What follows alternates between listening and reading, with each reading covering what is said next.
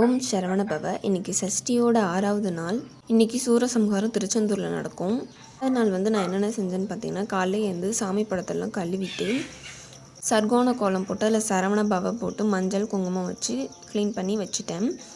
சுத்தமாக சாமி படம் எல்லாத்தையும் க்ளீன் பண்ணியாச்சு.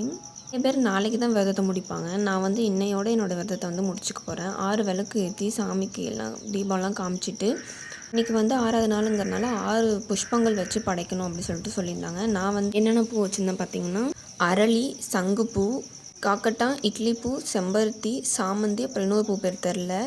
எளிமையாக பக்கத்தில் கிடச்ச பூ வச்சு நானே மாலையை கட்டிக்கிட்டேன். எதுவும் கடையிலலாம் வாங்கலை. சாமந்தி மட்டும் தான் கடையில் வாங்கினது. அரளி வச்சு சாமிங்களுக்கும் மாலை செஞ்சு வச்சுட்டேன். எல்லாத்தையும் சாமிக்கு போட்ட வேண்டியதான். மிச்ச பூ இருந்துச்சு, அதை வேலுக்கு வச்சுட்டேன். நான் 6 நாள் விரதம் தான் இருந்தேன். ஆனால் இன்றைக்கி மட்டும் தான் நான் காப்பு கட்டி விரதம் எடுக்க போகிறேன்.